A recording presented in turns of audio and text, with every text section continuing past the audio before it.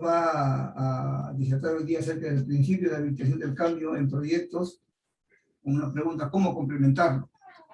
Esto forma parte de uno de los principios de gestión del cambio en la nueva guía, donde el ingeniero Luis Flores es especialista en da talleres, de gestión del cambio por UMNI, él es representante de Perú en UMNI, y aparte de otras actividades que él tiene como agente de cambio en gestión de proyectos en el país, ¿no? Hace mucho tiempo que trabaja con eso, ha sido presidente del PMI de Perú, es profesor de la Universidad Católica, también tiene un doctorado en estrategia, y bueno, le damos la bienvenida y estamos pues muy contentos de que él esté hoy día haciendo el speaker de este webinar. Luis, te dejamos, la audiencia es tuya, por favor, da inicio a tu exposición.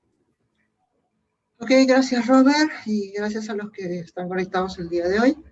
Déjenme compartir esto. Ya. Bien, muy buenas noches. Hace algunas semanas tuve el gusto de compartir con Luis Ibaceta un conversatorio sobre los principios y los dominios de la gestión de proyectos. Y el día de hoy quiero comentarles sobre uno de esos principios específicamente y de cómo implementarlo. Este principio es particular porque es el principio que de alguna manera no estaba presente en la guía en las versiones anteriores, a pesar de que ya es un tema que se venía hablando a nivel de PMI y a nivel de otras instituciones relacionadas con la gestión de proyectos también.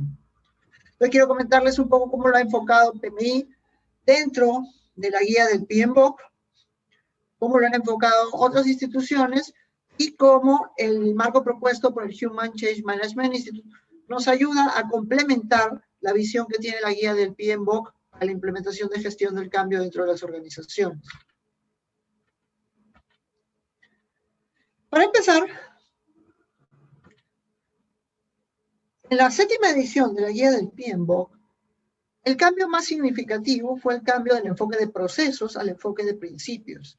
Y dentro de esos principios, habían principios más orientados a la parte humana, como el tema del stewardship, equipos, stakeholders, liderazgo, como también habían principios más orientados a una parte más técnica, conceptos que ya se venían manejando, ya sea en el enfoque de gestión más tradicional o en el enfoque ágil.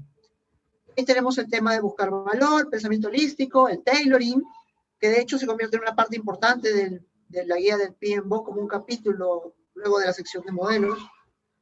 Está el principio de la calidad, el principio de manejar la complejidad, de gestionar las oportunidades y las amenazas, y el de la capacidad de adaptabilidad y resiliencia. Y el 12º principio, que es el que vamos a hablar el día de hoy, es el de habilitación del cambio o gestión del cambio. Tal como lo define el estándar, definido por el Project Management Institute, ese último principio se describe de esta forma: como habilitar el cambio para conseguir el estado futuro de la organización. Dando un poco más de detalle, nos dice que la gestión del cambio o la habilitación del cambio permite a aquellos impactados por la adopción y el sostenimiento de nuevos y diferentes comportamientos y procesos requeridos para la transición del estado actual al estado futuro. Se genera a través de las salidas del proyecto, o de los resultados del proyecto, de los project outcomes. Esto suena muy bonito, pero la realidad es que todo el mundo piensa que debemos cambiar, pero difícilmente encontramos gente que esté dispuesta a cambiar. Y más aún, es más difícil todavía encontrar gente que quiera liderar el cambio. Pero lo cierto es que en las organizaciones están dando cambios cada vez más constantes. Y estos cambios, en general, se realizan a través de proyectos. Porque todo proyecto que implementa una organización genera un cambio. Este cambio puede ser menor o puede ser un cambio mayor, una transformación completa dentro de la organización. De la misma forma, para lograr cualquier cambio, se tiene que hacer a través de un proyecto. Y eso implica tener un enfoque en que planifiquemos, en que ejecutemos, en que monitoreemos. De ahí que la gestión del cambio es una rama de por sí independiente, pero que complementa la gestión de proyectos. No No es que la gestión del cambio de por sí vaya a resolverle la vida a una empresa, pero combinada con la gestión de proyectos se vuelve una herramienta muy poderosa para conseguir los resultados esperados por la organización.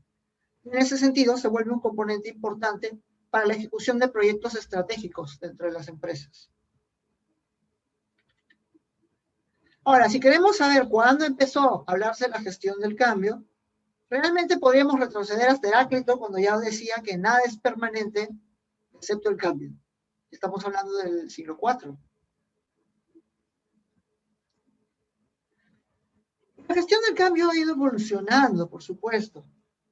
Si hablamos ya de un entorno más actual, de su relación con el Project Management Institute, esta relación es tan importante que se incluyó como este 12º principio de la gestión de proyectos. Pero más allá de eso, y antes de la publicación de la guía del PMBOK, podemos encontrar que PMI ha venido tratando el tema de la gestión del cambio en diferentes formas. Una búsqueda en el portal de PMI, por ejemplo, muestra varios artículos publicados dentro del portal de PMI y dentro de las revistas que genera PMI, que están relacionados a la gestión del cambio. Por ejemplo, ese primer artículo es un artículo de conferencia, El camino a la excelencia en la PMO, y menciona la necesidad de la capacidad de adaptación y la gestión del cambio para que esto sea crecimiento, para que se pueda dar este crecimiento. Hay artículos también relacionados en las revistas del PM Network, en Pulse of the Profession. Así podríamos encontrar una gran cantidad de artículos, y solo este bloque de artículos que vemos ahorita es solamente artículos del año 2021. Si revisamos el histórico, podemos encontrar una gran cantidad de artículos adicionales relacionados de alguna manera con el tema de gestión del cambio. Y esto va de la mano con que el mismo Project Management Institute reconoce que el cambio es algo inevitable y que además se acelera cada vez más. Asimismo, las organizaciones que lo manejan efectivamente pueden convertir esta característica en una ventaja competitiva que les puede permitir adelantarse a sus competidores. En general, los proyectos de cambio, las iniciativas de cambio, ya sea a nivel incremental como los procesos de mejora continua, o ya sea a nivel de una transformación como el tema de transformación digital u otros cambios significativos para la organización, consume tiempo, son costosos. Y por lo tanto, que no se logren los resultados esperados significa una pérdida significativa para la organización. Con el enfoque tanto técnico como humano en el que se enfoca la parte de gestión del cambio, teniendo un enfoque disciplinado, las organizaciones pueden, por el contrario, lograr resultados mucho mejores si solamente se dedicaran a la parte técnica. Esto también ya lo decía PMI cuando publicó su triángulo del talento, en el que decía que había que tener en cuenta la parte técnica, la parte de liderazgo y la parte estratégica. La gestión del cambio encaja específicamente en el bloque de estrategia, porque nos ayuda a lograr los resultados estratégicos, nos ayuda a que los proyectos generen estos outcomes o estos resultados que realmente estamos esperando del proyecto. De lo contrario, solamente nos centraríamos en generar outputs o salidas. Es el enfoque que se tenía hasta la versión 6, dicho sea de paso. Uno de los cambios importantes dentro de esta versión 7 es justamente el cambio también de outputs a outcomes. Esto justamente busca darle este enfoque estratégico a los proyectos. Por otro lado, podemos encontrar también un curso de fundamentos de Change Management que está publicado en el portal de PMI. Es un curso bastante corto, para miembros de PMI es gratuito. Tiene algunos principios básicos sobre lo que es la gestión del cambio. Podemos ver ahí la descripción del curso, identificar formas de estratégicamente planear el cambio, identificar funciones o roles críticos que deben ser incorporados en los planes para soportar la gestión del cambio, reconocer cómo la cultura puede afectar un programa de cambio, un proyecto de cambio,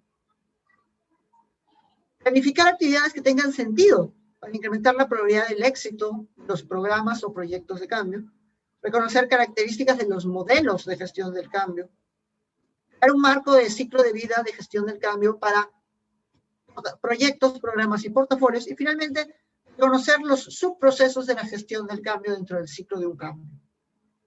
Es una descripción muy general, es un curso muy cortito realmente, se puede hacer en unas cuantas horas.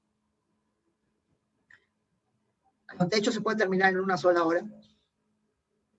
Pero tomándolo con un poquito más de calma, podría ser 2 horas. Nos da una descripción general de lo que es la gestión del cambio. Ya a nivel de publicaciones, de lo que es el Project Management Institute, 2 publicaciones destacan dentro de este bloque. Una es el reporte Pulse of the Profession, Enabling Organizational Change through a Strategic Initiative. El segundo, la guía práctica para gestionar el cambio dentro de las organizaciones. Dentro de la primera, encontramos algunas estadísticas interesantes, como que dentro de los habilitadores de cambio, el doble de estrategias o de iniciativas estratégicas cumplen sus metas originales, son completados en tiempo y en presupuesto, versus organizaciones donde no se habilita la gestión del cambio, donde no hay un proceso de gestión del cambio. Y aquí vemos que los resultados son bastante diferentes. Estamos hablando de un 65% de éxito versus un 31% de éxito en las organizaciones que no implementan gestión del cambio. Y además esta misma guía ya identifica 3 elementos clave de la gestión del cambio. El primero relacionado a la gestión de proyectos, las prácticas estandarizadas para gestionar los proyectos y los programas. El compromiso de los sponsors para apoyar el cambio y el gestionar a las personas. En otras palabras, tener en cuenta el factor humano. Este es otro elemento que hasta la versión 6 estuvo presente en la guía del PMBOK, pero en la versión 7 se le da mucho más énfasis al hablar del principio de equipo y el principio de interesados. El principio de stewardship. Y el dominio también, ciertamente, de interesados y de equipos. Por otro lado, la guía práctica nos dice que las investigaciones respaldadas por PMI han demostrado que los proyectos para cambiar una organización o mejorar su capacidad para lograr sus propósitos ocurren en prácticamente todas las organizaciones, reforzando que todo cambio se hace a través de un proyecto y que todo proyecto genera un cambio. En vista de esto, dice la guía también que es sorprendente que solo 1 de cada 5 organizaciones, es decir, el 20%, adoptan formalmente prácticas de gestión del cambio organizacional. ¿No? Estos eran los resultados para cuando se publicó esta guía de Managing Change in Organizations hace ya algunos años. Yo diría que la estadística quizás haya subido un poco más. A diario veo más instituciones que piden oferta o que ofrecen, mejor dicho, puestos de trabajo en la línea de cultura y en la línea de gestión del cambio.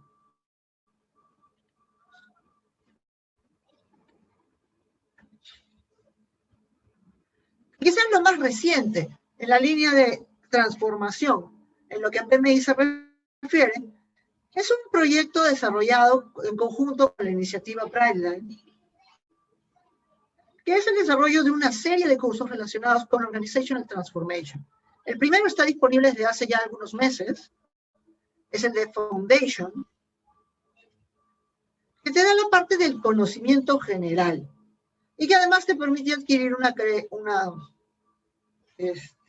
microcredencial o un badge al final, que es el de Organizational Transformation Foundation. ¿Sí? Yo tuve el gusto de participar en el beta de este programa para obtener esta especialización en gestión del cambio. En proyecto están los otros 2 módulos, que serían el de implementación de la transformación y el de orquestación de la transformación. Con estos cursos todavía se espera que salgan en los próximos meses.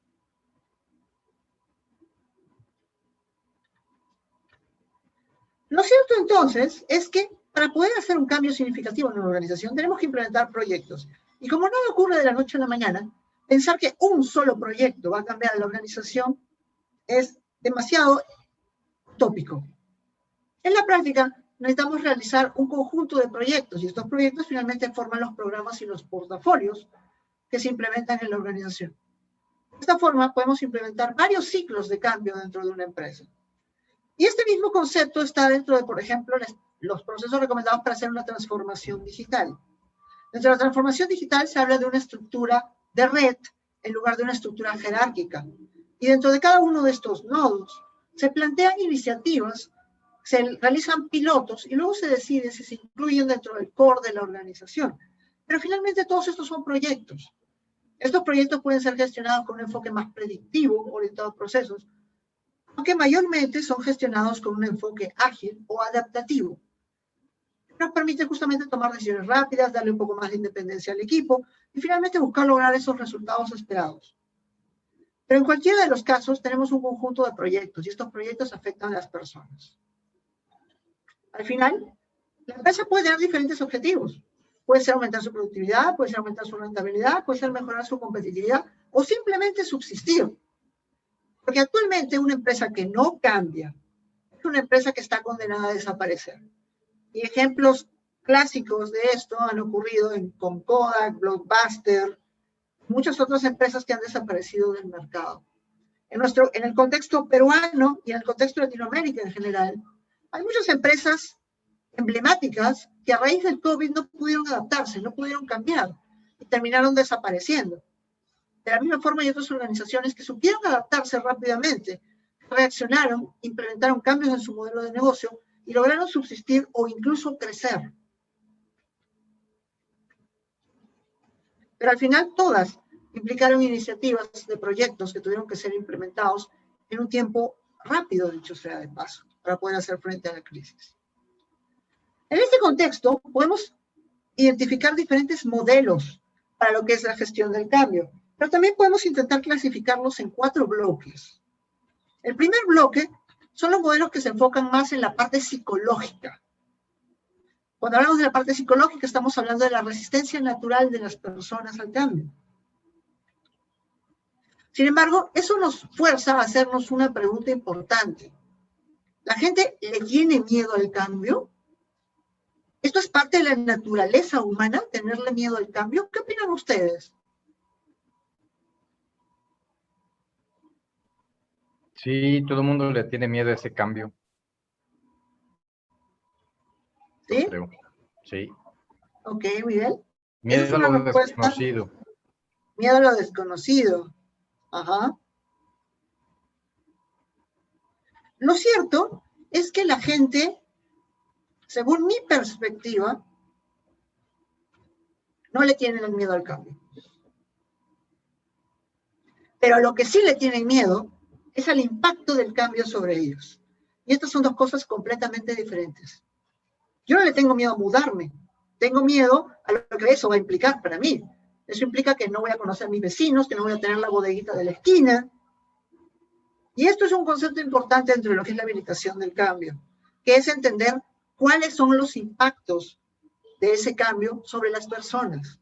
¿Por qué es ese impacto lo que va a generar la resistencia natural que le llamamos al cambio?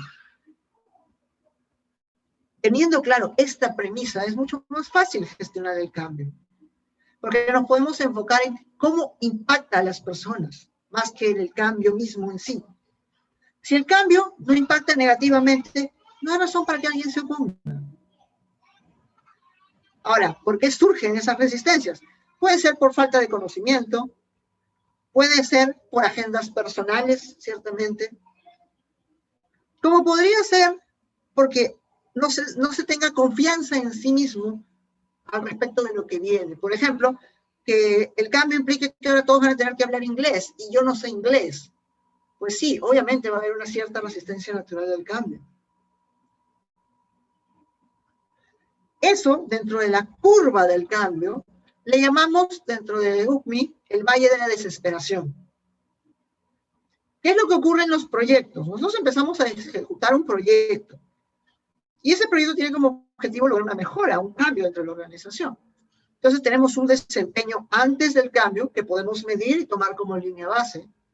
Pero luego cuando empieza el proyecto y la gente toma conciencia de que está habiendo un cambio, entran en lo que es el valle de la desesperanza o el valle de la desesperación. Tiempo después van a salir de ese valle, porque ese valle no es infinito.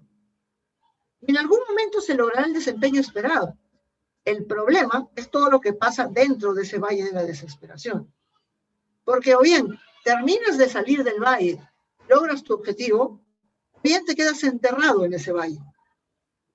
Y ahí tenemos un concepto también asociado, que es el luto anticipatorio y la muerte organizacional, que es cuando la organización deja de ser productiva y ya no tiene posibilidad de salir.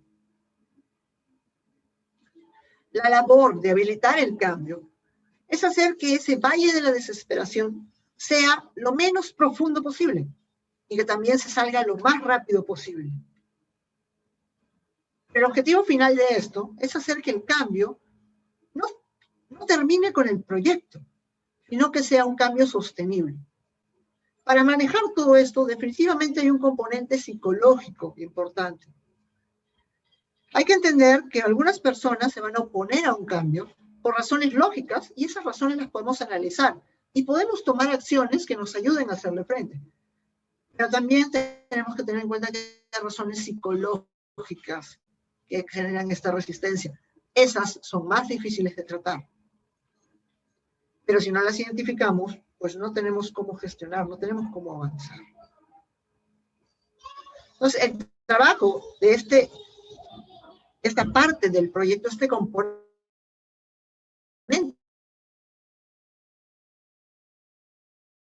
de la gestión del proyecto, que es la relación.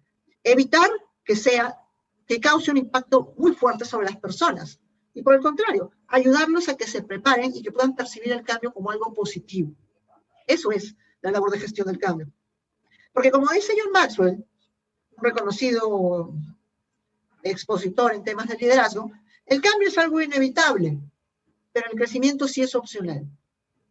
Nosotros decidimos si el cambio puede ser positivo o no. Y esto es un aspecto importante porque dentro de la gestión del cambio tenemos que hacer que las personas entiendan que esto puede tener aspectos positivos. Es cierto que algunos cambios usualmente pueden tener también algún efecto negativo, pero si ponemos en una balanza lo positivo y lo negativo, y lo positivo pesa más, estamos bien, podemos trabajar.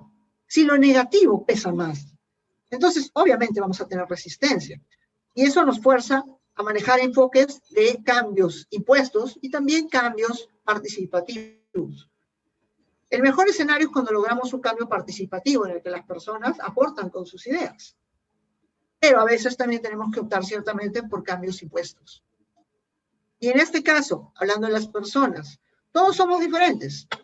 A nadie su mamá lo hizo con manual de usuario. No tengo forma de saber cómo comunicarme con las personas a menos que las conozca. Y de ahí que la comunicación eficaz dentro de la gestión del cambio, que va asociada también a la escucha activa, sean elementos críticos para poder gestionar adecuadamente las expectativas y también las dudas que puedan tener todos los afectados por un proyecto. Entonces, todo esto involucra el lado humano de la gestión del cambio. Ciertamente la gestión del cambio no es solamente el lado humano. No podemos simplemente trabajar la parte psicológica o la parte cultural de las organizaciones. También tenemos que ver la línea del proceso.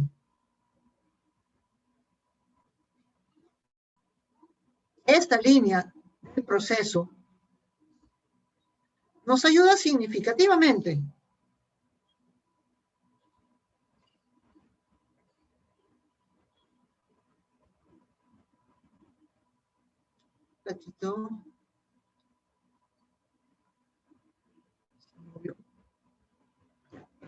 Ahora sí. Esta línea de procesos nos ayuda a ordenar el proceso de cambio, entendiendo que un proceso de cambio se enmarca dentro de una gestión de proyectos. Y como tal requiere una planificación, requiere herramientas, requiere técnicas. Y esto ya lo mencionaba desde sus inicios John Kotter. En su enfoque de la liderar el cambio con sus llamados 8 principios, empezando por establecer el sentido de urgencia, crear la coalición, desarrollar la visión y la estrategia, comunicar la visión del cambio, empoderar para eliminar barreras, crear las metas a corto plazo, los llamados quick wins, consolidar las ganancias, generar nuevos cambios y finalmente consolidar los cambios en la cultura organizacional, formando un círculo virtuoso, porque ahí no termina la cosa, sino que a partir de eso vamos a identificar nuevos cambios.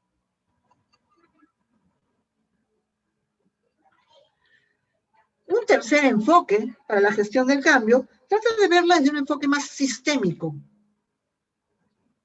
lo que implica entender que los cambios se dan a diferentes niveles y que cada uno de ellos puede requerir un enfoque ligeramente distinto. Entonces podemos tener los cambios de primer orden, que están enfocados en procesos y procedimientos. No puede ser considerado una transformación, podría ser eventualmente una mejora continua, algo que no impacta muy en gran medida a la organización, a sus creencias, a sus valores, que por lo tanto usualmente genera una menor resistencia al cambio.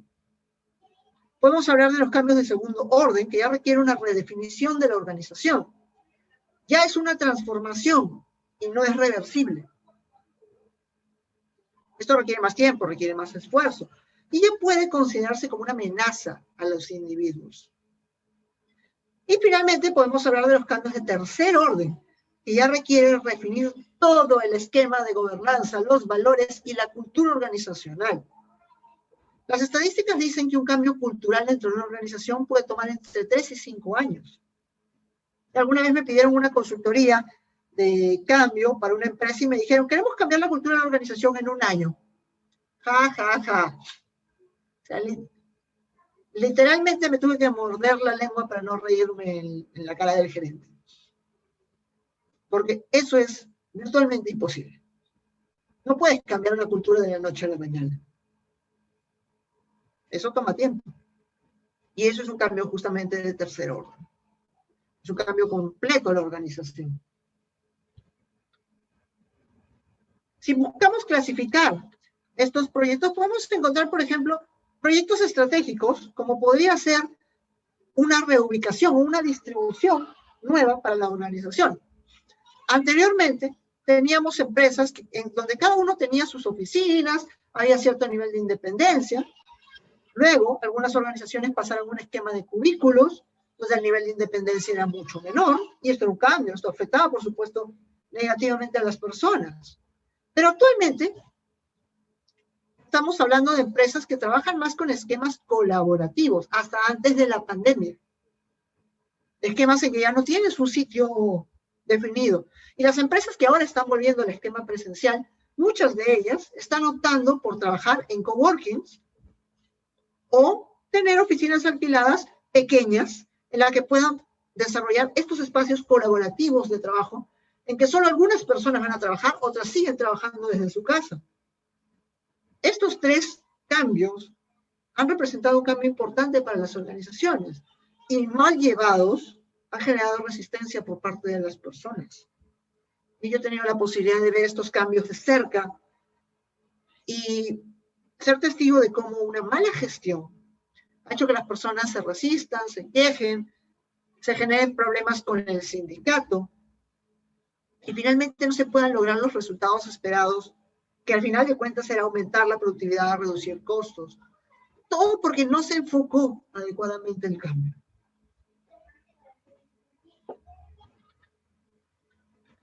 El cambio más importante. Bueno, este es un cambio, en particular, afecta a las personas, pero no pone en riesgo sus puestos de trabajo. Diferente a un cambio como una fusión empresarial, en que sabemos que de todas maneras va a haber despido y reducción de personal. Esto es un cambio mucho mayor, que ya afecta a las personas. Y que para una de las empresas que participan en esa fusión, puede implicar un cambio de tercer grado y para la otra un cambio de segundo grado. Porque para una va a implicar un cambio significativo en los procesos, pero para la otra va a implicar un cambio cultural importante. Sobre todo estamos hablando de una empresa que tiene una cultura muy formal, con otra empresa que tiene una cultura un poco más informal. Este es uno de los cambios más difíciles que existen para poder gestionarlo adecuadamente. Pero es un cambio importante y es un cambio estratégico. En la misma línea me he topado también recientemente con la división empresarial. Una empresa que ya tenía definidos un esquema de trabajo y luego decide dividirse en 2 empresas para poder optimizar el manejo de cada una de sus líneas de negocio. Las 2 empresas siguen perteneciendo al mismo grupo, pero cada una adquiere una administración propia y además los beneficios para los trabajadores cambian.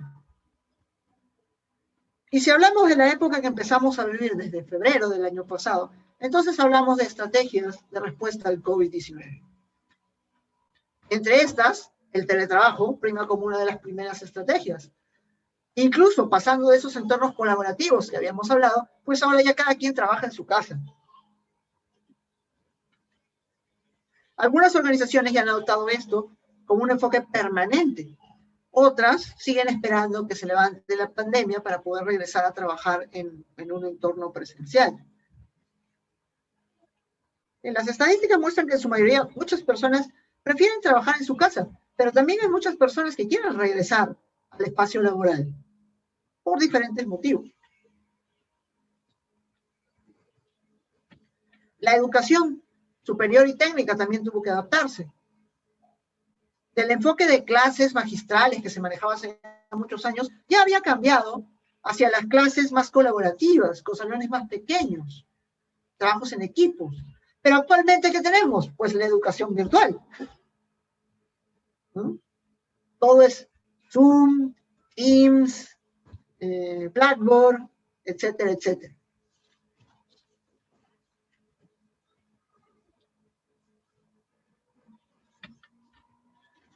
Y la educación a nivel de colegios no se pudo quedar tampoco en esa línea. También tuvo que pasar de un esquema presencial a un esquema virtual.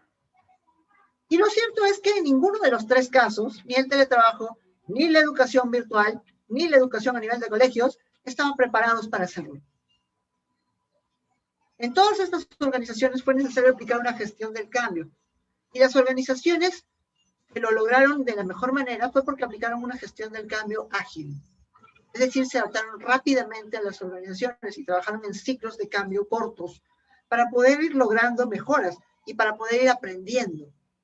En el caso de las universidades, el primer ciclo del semestre pasado probablemente estuvo lleno de problemas en muchos niveles, algunas más que otras.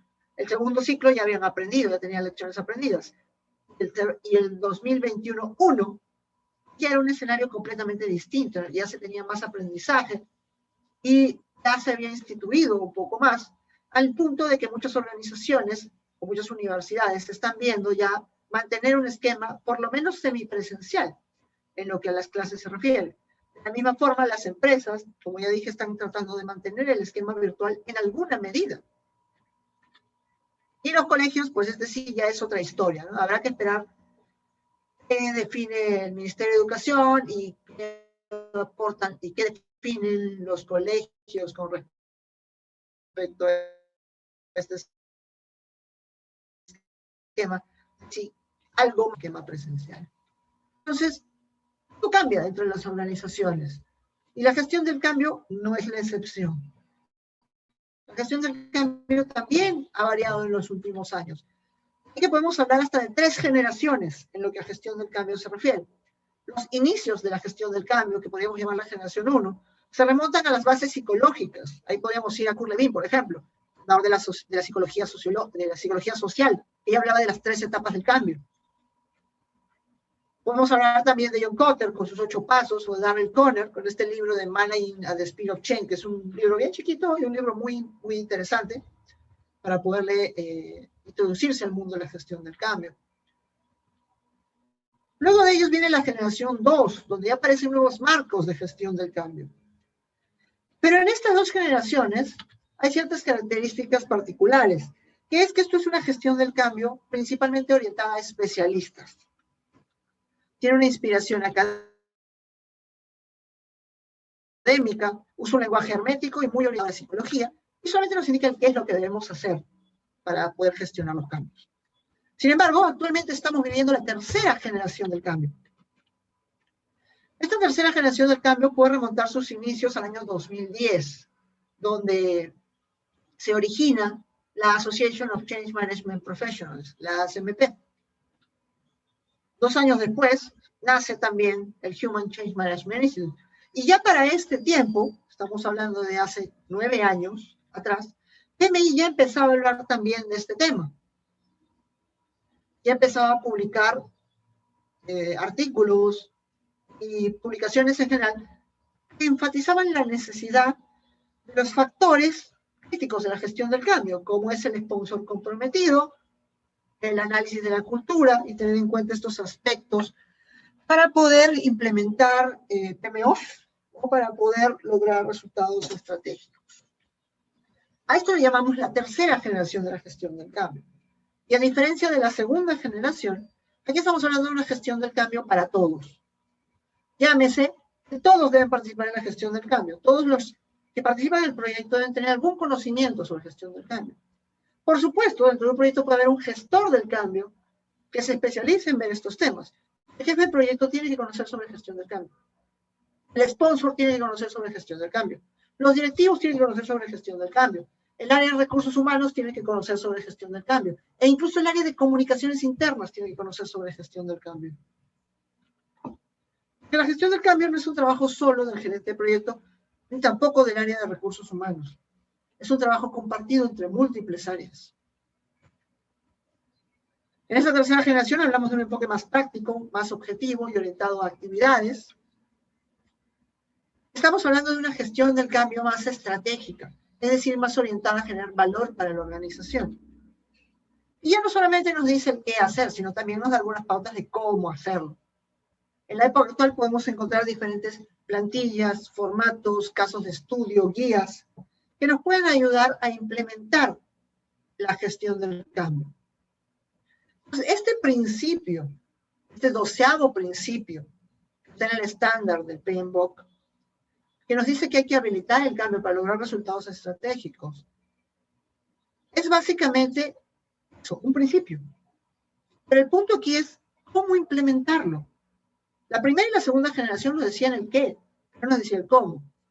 Actualmente ya estamos en un entorno en el que hay más organizaciones trabajando en lo que es gestión del cambio, por lo tanto hay mayor información, hay más casos de estudio, hay eventos, hay publicaciones, journals de investigación orientados a gestión del cambio, que nos dan muchas más pautas de cómo hacerlo. Y dentro de este cómo hacerlo, en UCMI tenemos un modelo específico, que es el modelo de Lacey and Bock, que nos brinda justamente un conjunto de 48 macroprácticas y más de 200 prácticas para poder implementar la gestión del cambio dentro de las organizaciones y que además se complementa bastante bien con el modelo que provee la guía del PMBOK. En este contexto, los objetivos de la gestión de cambios dentro de la gestión de proyectos deben ser básicamente dos. Aumentar el compromiso por parte de los interesados clave y reducir los antagonismos por parte de las personas que podrían poner cierta resistencia al proyecto. Esto implica algunos aspectos operativos importantes. Uno de ellos es que los cambios no se hacen de manera individual. Una persona abrazada a un árbol para proteger el árbol de que no lo talen, lo más seguro es que no va a lograr nada. Seguramente vendrá la policía y se lo llevará y se acabó el problema. Pero un conjunto de personas abrazados protegiendo un árbol, ya eso puede ser más difícil. De ahí que la gestión del cambio es una disciplina que involucra el trabajo en equipo, porque estamos hablando de que está involucrado el sponsor, el gerente de cambio, el gerente de proyecto, el equipo de dirección, el equipo de gestión del cambio, los agentes de cambio y por supuesto también el área de recursos humanos, entre otros, puede ser también la PMO y el área de comunicaciones. Y hay tres aspectos críticos que tienen que implementarse para poder lograr este principio. El primero es evaluar los impactos organizacionales, teniendo en cuenta lo que ya habíamos mencionado, que algunos tienen más una base racional y otros tienen más una base psicológica. El segundo es la comunicación, lograr una buena comunicación, generar una estrategia de comunicación que involucre desde el objetivo y propósito del proyecto, los indicadores de predisposición al cambio, de avance que tenemos dentro del proyecto, los logros, los quick wins que se están logrando, las acciones futuras, etc. Y por último, la capacitación, para asegurar que todos los involucrados tengan las competencias requeridas para sus nuevas funciones, para sus nuevos roles, que los agentes de cambio estén también capacitados para cumplir su rol como agentes de cambio. Ahorita, justamente, hace poco hemos terminado de elaborar una propuesta para una institución del Estado para implementar una oficina de transformación, en el que, por supuesto, la metodología se ha planteado teniendo en cuenta estos 3 principios.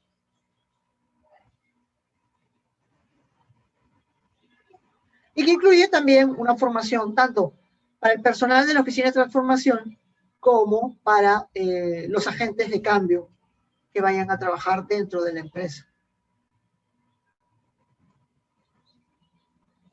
Sobre la pregunta de Miguel, no podemos documentar el tiempo que toma hacer el cambio porque depende del impacto del cambio.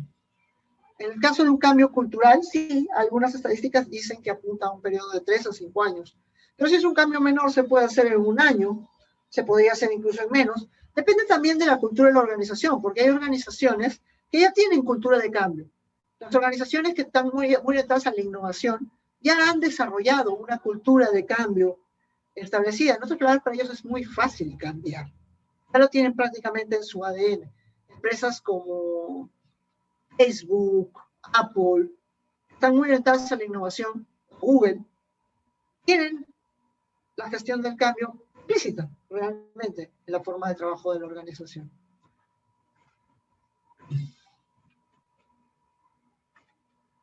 Entonces, estos 3 podemos llamarles los pilares de la gestión del cambio. Evaluar los impactos organizacionales, y para eso hay que utilizar diferentes herramientas. Tener en cuenta la comunicación, para lo cual hay que trabajar con el área de comunicación interna, por ejemplo, para mandar los mensajes correctos. Hay que preparar al sponsor para su rol como sponsor también. Y la capacitación a todos los involucrados, de nuevo incluido el sponsor, porque el sponsor no necesariamente sabe cómo ser sponsor.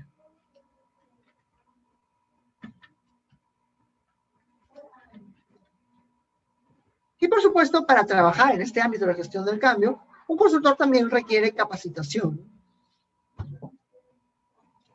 El tema es que en un proyecto grande, el jefe de proyecto puede tener a alguien que lo apoye en diferentes elementos, ya sea el scheduler para apoyarlo con el programa, un responsable de finanzas que lo ayude con el presupuesto. Podríamos tener un encargado de riesgos, un segundo.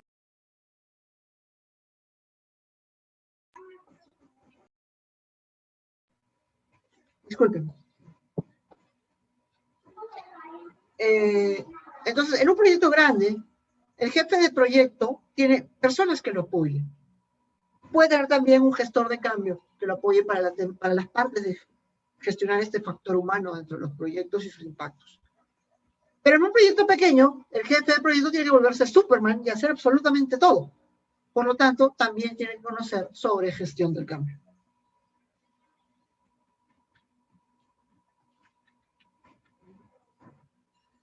Una herramienta que típicamente usamos mucho de la gestión de proyectos es nuestro catálogo, nuestro mapa de interesados. Y en el caso de gestión del cambio, esta es la principal herramienta para poder elaborar estrategias, para poder definir los esquemas de comunicación e incluso para poder identificar riesgos y también plantear acciones para hacerle frente a estos riesgos. Entonces, en este esquema, nosotros clasificamos a los interesados de acuerdo a su nivel de influencia en el proyecto, si tienen el poder de decisión, si son influenciadores directos, indirectos, o simplemente son espectadores y por tanto no tienen mucho poder. Y dentro de este bloque también tratamos de clasificarlos por su nivel de adhesión al proyecto. Así encontramos los vendedores, los que impulsan el proyecto, los de soporte, pero apoyarán siempre y cuando entiendan el propósito, sea bien comunicado. Los probadores resistentes, que por algún factor histórico, su estilo de trabajo o su relación con lo que está cambiando, puedan oponerse al cambio específico que está planteando el proyecto. Los inestables es una clasificación general para las personas que todavía no sabemos si están a favor o en contra. Usualmente al inicio del proyecto casi todos son inestables, a menos que tengamos más información. Pero con el transcurso del tiempo podemos ir identificando gente que está a favor, gente que se vuelve vendedoras, pero también podemos encontrar el otro lado, los saboteadores. El saboteador abierto es aquel que te dice en tu cara, no está de acuerdo.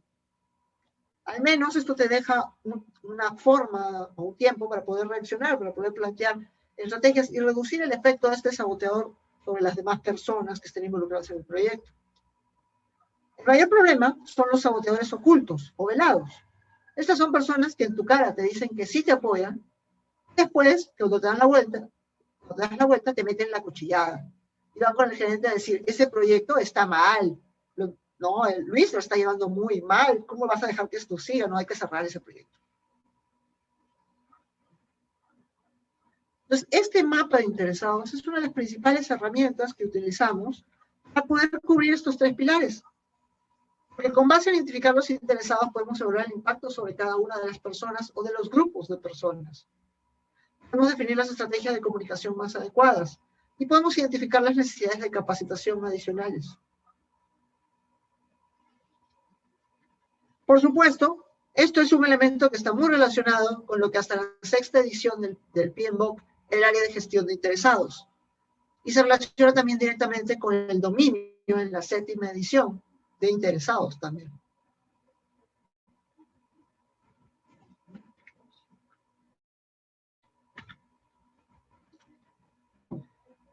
El ciclo de vida de un proyecto usualmente tiene una fase de inicio, tiene una planificación, tiene una ejecución, tiene un monitoreo, tiene un cierre. Y con eso termina el proyecto. Pero lo cierto es que desde un punto de vista de gestión del cambio, el ciclo no puede terminar ahí. Necesitamos una fase más, que es el sostenimiento del cambio. Y en ese sentido, dentro del modelo de Ley PMBOK, tenemos estas macroprácticas distribuidas en un ciclo de gestión del cambio, que como pueden ver es muy similar al ciclo de gestión de proyectos. Tiene un bloque de inicio y planificación, donde terminamos con el plan estratégico de gestión del cambio. Un bloque de adquisición, donde trabajamos varios elementos relacionados con proveedores, incluido el entender la cultura, el identificar posibles conflictos debido a la cultura del proveedor. Eventualmente esto puede llevarnos a solicitar cambios en el liderazgo de los proveedores o firmar un pacto que determine la forma de trabajo dentro de las dos organizaciones. Dentro del bloque de inicio y planificación tenemos preparar al sponsor, tenemos identificar a los interesados, identificar la cultura organizacional, evaluar los impactos, adquirir el equipo, identificar las necesidades de capacitación, elaborar el plan operativo, que no es otra cosa que identificar qué macroprácticas y prácticas de Ley PMBOK vamos a requerir para este tipo de proyecto específico. Desde un enfoque sistémico, recuerden, los cambios son diferentes, en diferentes niveles. Entonces, para un cambio de primer orden se requerirá una gestión del cambio que tome algunas macroprácticas. Para un cambio de segundo orden se requerirá quizás un conjunto de macroprácticas mayor, y para un cambio de tercer orden, toda la planificación de la gestión del cambio será mucho más compleja. Pero siguiendo este mismo flujo de la gestión del cambio. Ahora, valgan verdades, existe una cuarta clasificación para los modelos de gestión del cambio. Además de la psicológica, la de procesos y la sistémica, hay una que es de modelos propios. Algunas empresas han trabajado en desarrollar sus propios modelos de gestión del cambio en base a algunos existentes. En ese sentido, una organización bien podría tomar el modelo de Ley PMBOK y definir según el tipo de proyectos que maneja, qué agregados podría tener o qué cosas no son necesarias para poder implementar la gestión del cambio dentro de sus organizaciones. En el bloque de ejecución ya se gestiona propiamente el cambio, se ejecuta toda la planificación que hemos desarrollado, se tiene que asegurar la asignación futura del equipo también, porque algo muy importante dentro de la gestión del cambio es ser transparentes. Si a una persona tú le garantizas que se va a quedar en un puesto de trabajo o que va a pasar a formar parte de una nueva unidad, pues tienes que mantenerte. Porque si a mitad de camino cambias de opinión, la transparencia del proceso y tu integridad se ve amenazada. La gente ya no te va a creer, tu credibilidad cae. Eso es muy malo para un gestor, para un proceso de cambio. La implementación es una fase en que decidimos si el cambio se despliega o no. Recuerden que en procesos de transformación usualmente tenemos pilotos, pruebas, y cuando ya sabemos que estamos listos, recién desplegamos el cambio. Este es un proceso que debe llevarse de forma participativa. con el sponsor y líderes dentro de la organización. La finalización tiene que ver con el grupo de cierre, recolectar lecciones aprendidas, asegurar que los cambios, asegurar que la reasignación de los recursos humanos haya sido la adecuada, celebrar, porque tenemos que celebrar el éxito de un cambio. Pero ahí no termina, como habíamos dicho, sino que hay un bloque de producción que se centra en el sostenimiento del cambio. Ahora, para lograr este sostenimiento del cambio se tiene que trabajar desde la fase de inicio. Un proyecto de gestión del cambio, o como parte de la gestión de un proyecto, tiene que incluir el sostenimiento del cambio desde el inicio, porque a lo contrario vamos a terminar con un proyecto que finalmente no se va a utilizar, o que la gente va a querer volver atrás. El instinto de supervivencia nos fuerza muchas veces a querer volver atrás. Y este es el ciclo, tal como lo definimos en el ACMBOK, que permite implementar este principio de habilitar el cambio, que está identificado como el 12º principio de la dirección de proyectos. Pero complementando a esto, necesitamos trabajar también la parte más psicológica, ¿no? Este es más el enfoque de procesos.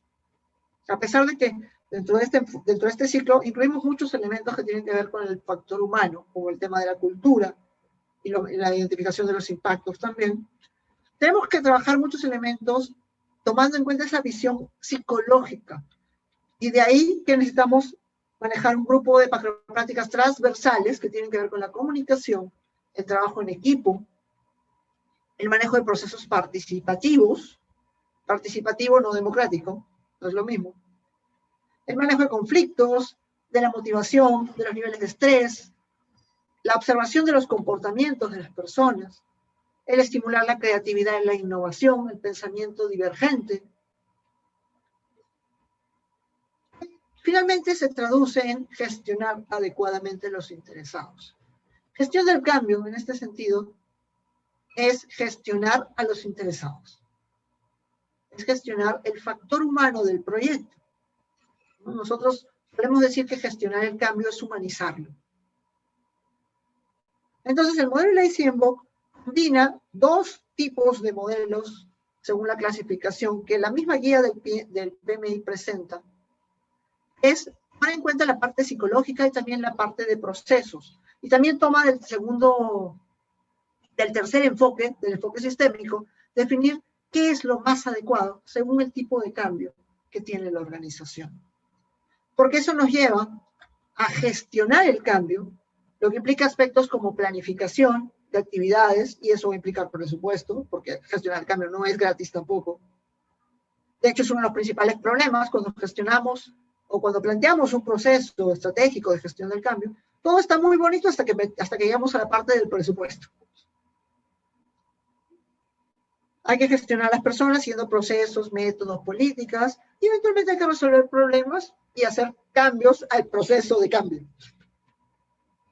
Pero además tenemos la parte del liderazgo, donde está establecer una visión, definir un propósito claro que le permita a la gente comprometerse con eso, que nos permita alinear a las personas, crear este espíritu de equipo y mantener motivados e inspirados a las personas que están involucradas en el cambio.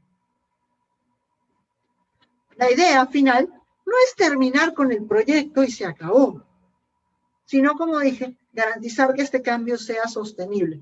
Toda la gestión del cambio está enfocada en brindar resultados estratégicos que sean sostenibles para la organización. Eso nos lleva a que para implementar una adecuada gestión del cambio necesitamos 3 elementos que yo llamo las 3 P's de la gestión del cambio. No es otra cosa que tener un propósito claro, entendiendo que el propósito va más allá que el objetivo. El propósito tiene un componente psicológico que hace que las personas se puedan comprometer con ellos. No es lo mismo decir estoy construyendo la línea 2 del metro que decir estoy ayudando a reducir la calidad de vida de las personas, a reducir el tiempo de transporte. Tenemos que tener en cuenta el factor humano y esas son las personas. Necesitamos contar con el equipo adecuado para realizar el proyecto. Necesitamos gestionar el impacto que tiene el proyecto sobre las personas. Necesitamos tener un sponsor comprometido. Y todo eso involucra manejar el aspecto humano. Pero también necesitamos el aspecto de procesos y ahí entra el plan. Entonces, estas 3 P's, para mí, son las 3 P's que son los aspectos clave para poder gestionar el cambio y en ese sentido implementar el 12º principio de la gestión del cambio. La falta de cualquiera de ellas te lleva a que ese triángulo esté incompleto y que el resultado de tu proyecto esté en riesgo. Bueno, todo esto redunda finalmente en que queremos lograr que los proyectos sean exitosos. La gestión del cambio, como dije, de por sí no genera esos resultados exitosos, pero combinada con la gestión del proyecto sí se vuelve una herramienta muy poderosa. Y eso es justamente una de las razones por las cuales se le incluyó como este 12º principio. Bien, con eso estoy terminando lo que les quería comentar. Quiero invitarlos, si alguien quiere conocer un poco más sobre el modelo de UGMI, a visitar la página del Human Change Management Institute, www.ugmi.com, donde está la información del ACMBOK. Incluso se puede descargar el primer capítulo del libro, y además está la información de los programas de certificación que brindamos en toda Latinoamérica. Bueno, en el caso de Perú, tenemos uno programado de aquí a menos de 2 semanas. Pero bueno, pueden encontrar toda la información en la página, o si desean también me pueden enviar un mensaje interno para poder brindarles mayores detalles. Como conclusión, estos son algunos atributos que para mí son necesarios para una buena gestión del cambio. Es garantizar el compromiso por parte de los sponsors, los agentes de cambio. Es desarrollar la capacidad de adaptación y la madurez para lidiar con las pérdidas. Es buscar alternativas, porque no hay una sola forma de hacer las cosas. Siempre hay más de una forma. Es tener un interés real por las personas, un interés legítimo. No es floro. Algunas me han dicho, eso que dices que voy a ayudar a reducir el tráfico en Lima, eso es floro, nada más para vender la idea, eso es publicidad. No. Si es floro, no sirve. Tiene que ser algo real. Tiene que ser algo que realmente quieras lograr. Si no, no te va a permitir llegar a las personas. Y finalmente, es entender que el cambio es una oportunidad de ser mejor para todas las partes, para la organización, para los agentes de cambio, para los involucrados. De hecho, incluso para algunas personas, la posibilidad de que sean retirados de una empresa puede ser una oportunidad de crecimiento, porque puede ser que eso les permita acceder a un trabajo mejor. Por supuesto, va a ser muy difícil que una persona vea el cambio de esta forma cuando está siendo despedido. Pero ahí entra el tema justamente también de la transparencia. Si yo voy a despedir a una persona y ya sé que la voy a despedir porque no encaja en el nuevo perfil organizacional, tengo que ser transparente. Tengo que decírselo. Y tengo que darle un tiempo para que se prepare para este proceso. Y tengo que apoyarlo en ese proceso. Puede implicar desde una simple carta de recomendación hasta un proceso de outplacement. Porque eso es interés real por las personas. Y eso es gestionar el cambio. Porque como dije, gestionar el cambio es humanizarlo. Bien. Muchas gracias por su atención. Ahí tienen mi LinkedIn. Si desean contactarme por LinkedIn, también está mi canal de YouTube, donde hay varios videos relacionados a gestión de proyectos y gestión del cambio. Y si hubiera alguna duda adicional, pues estoy a su disposición. Bueno, Luis, te agradecemos infinitamente tu magnífica exposición. Quisiera ver si hay algunas preguntas. No veo ninguna. Ya respondiste la pregunta que había hecho Miguel Ángel. Hay agradecimientos. Y voy a aprovechar, ya que te tenemos ahora nuevamente, mi estimado Luis, ¿cuál es el matiz o la diferencia? No voy a decir que hagas una charla porque esto es para una charla más, acerca de la gestión y cambio en la parte ágil, ¿no? Algo somero, digamos, como para que también yo quisiera recomendar a las personas de la comunidad que realmente los talleres que dicta Luis son, la verdad, que muy buenos.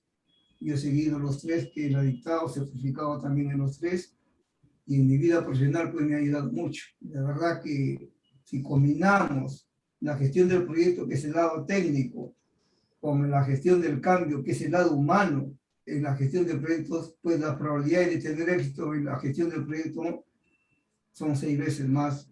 Así dice unos estudios, ¿no? Y la verdad que yo lo he comprobado.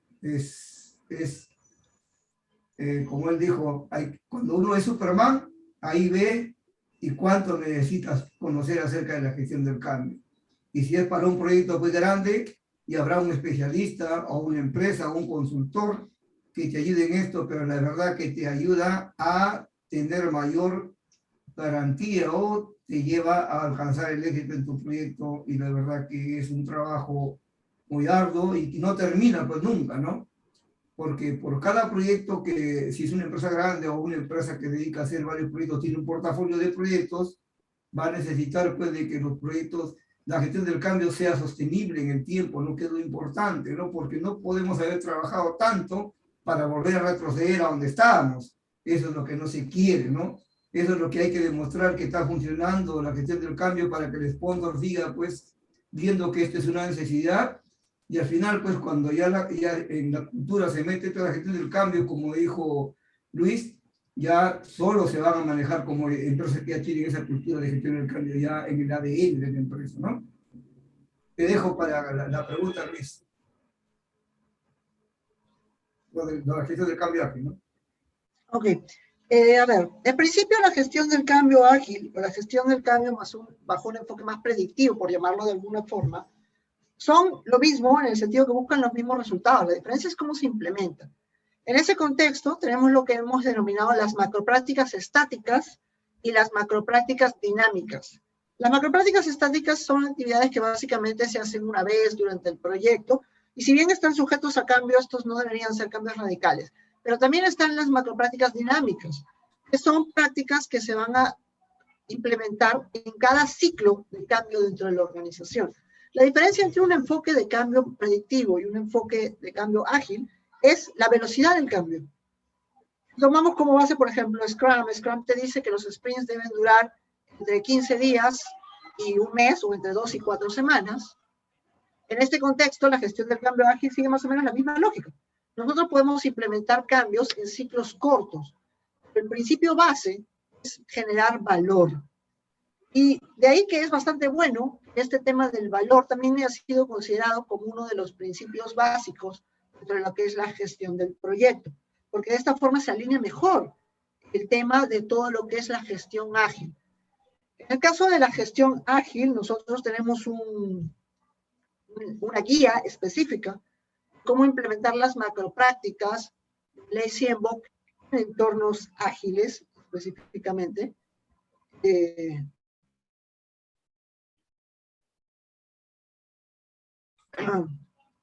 Hay que el cambio en entornos ágiles. Otra cosa es gestión ágil del cambio. La gestión del cambio en entornos ágiles puede implicar un enfoque predictivo, de hecho. Por ejemplo, si yo quiero implementar una cultura ágil dentro de mi organización, voy a tener que hacer gestión del cambio. Pero pensar que la gestión del cambio en un enfoque ágil se puede hacer en forma predictiva, aunque válido, no suele ser lo más recomendable. Si yo tengo un entorno ágil, pues lo más lógico es que también la gestión del cambio la lleve en forma ágil. Porque hay que entender aquí un concepto importante que es, ¿qué cosa es agilidad? Agilidad es un mindset. Agilidad no es un proceso, no es una metodología. Esto es uno de los aspectos en que más organizaciones suelen cometer errores cuando quieren implementar enfoques ágiles. Quieren implementar el enfoque ágil, la metodología ágil, pero no cultura ágil. Entonces, si nosotros ya tenemos una organización que está apuntando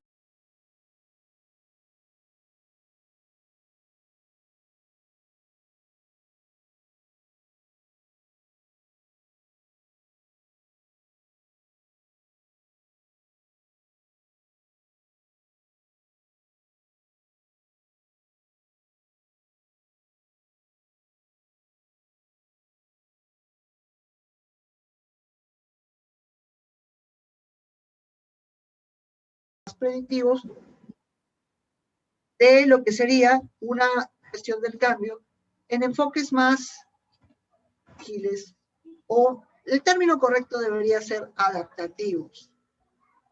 Ambos tienen los mismos objetivos, ambos se apoyan sobre los mismos 3 pilares, ambos implican hacer un mapeo interesados, pero obviamente yo no voy a tener un Gantt detallado, estoy utilizando un enfoque ágil, ¿no? Por el contrario, usaré un enfoque basado en hitos o en puntos importantes del proyecto.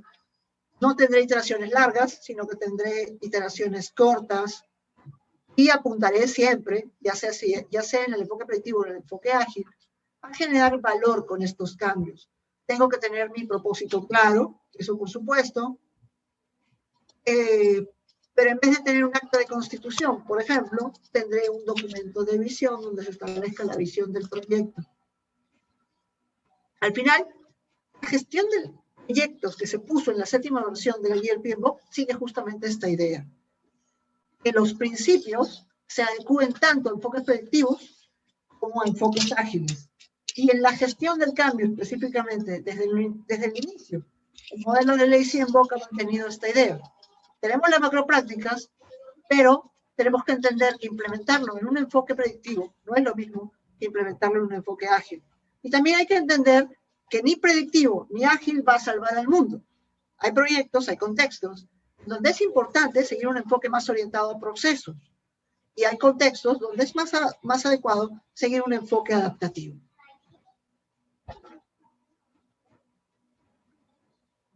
Perfecto, gracias por tu respuesta. No veo en el chat más preguntas.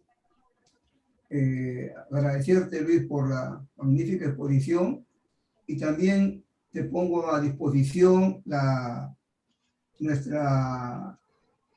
Puedes poner la primera lámina y después para tomarle un screen. Sí, claro. Y de ahí poner la última que estás poniendo para que vean tus redes, porque han pedido también que vean tus contactos, tus redes, para que te sigan.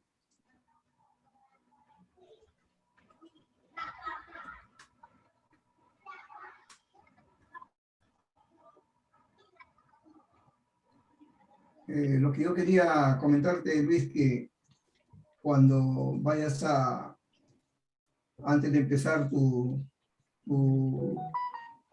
nuevo taller, ya sea de la gestión del cambio bajo un enfoque ágil, gracias, o las otras certificaciones de UCMI, las otras 2 que tienes, lo puedes publicar en nuestra red, nos avisas, ponemos a disposición nuestra comunidad para poder hacer el flyer, presentar el flyer, y además, como hemos acordado con otras personas y contigo también, ahora te lo hago en público, en la exposición o en el webinar cercano al inicio de cuando lo creas conveniente, de tu taller, puedes tener 5 minutos para que hables y invites a toda la comunidad para que pueda tomar tu taller, que de verdad, de hecho, ya lo voy, lo recomiendo, ¿no? A toda la comunidad.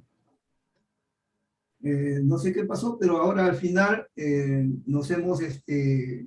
han incrementado la gente un poco tarde, pero la verdad que ha sido magnífico tiempo. Vamos a poner a disposición en nuestro canal este webinar máximo en un par de días, y para que los que no pudieron en la comunidad los voy a invitar a que lo puedan ver, porque la verdad que ha sido excelente tu webinar, mi estimado Luis.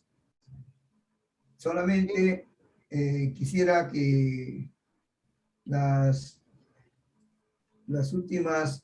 hay una pregunta de Norman Estrada. ¿Creen que puede haber diferencia entre entornos ágiles versus entornos de tipo PMI? Creo que algo había comentado, ya no existe algo llamado entornos tipo PMI. Sí. En todo caso sería entornos predictivos. Y justamente el cambio de la guía del PMBOK va por esa línea, que aplique tanto para enfoques predictivos orientados a procesos como para enfoques ágiles. Lo que sí es cierto es que con el enfoque que se tenía hasta la sexta edición, ya la guía del PMBOK trataba de incluir algunos elementos ágiles. De hecho, el cambio en el examen PMP involucraba muchos temas de agilidad. Pero ya con la séptima, la cosa ya se vuelve mucho más marcada. O sea, ya está más claro de que no en todos los casos tenemos que hacer un EDT, por ejemplo. Porque en un enfoque ágil, el EDT, si bien puede ser una herramienta útil, no es necesario en todos los casos.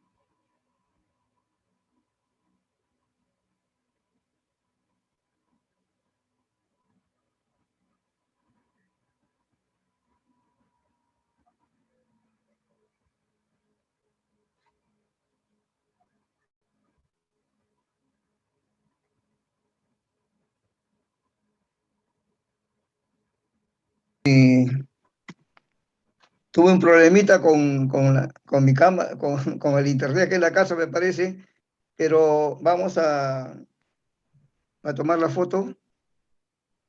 Toma la foto, Coco.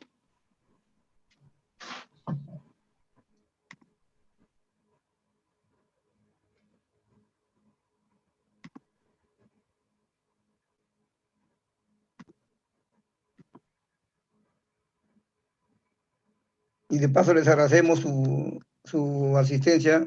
Los invitamos a la próxima, que es el día, el próximo, de aquí a 2 martes, donde estará, el expositor será el ingeniero Víctor Villar. Ya se enterarán con el flyer que vamos a presentar el tema que él nos va a hacer de speaker de aquí a 2 viernes. Y antes de fin de mes será otro tema, nos presentará Rosario Chávez, también un tema muy importante acerca de gestión de proyectos. Les agradezco a todos, pasen buenas noches y muchas gracias por seguirnos y muchas gracias al expositor de esta noche, por su magnífica exposición. Gracias, Luis, gracias a todos. Buenas noches. Buenas noches a todos. Buenas noches. Roberto, buenas noches. Que les vaya bien, que Dios los bendiga. Muy buenas noches. Buenas Gracias por noches todo. a todos. Saludos desde México. Bye. Saludos desde Cartagena, ¿verdad? Aquí, Luis Cartagena.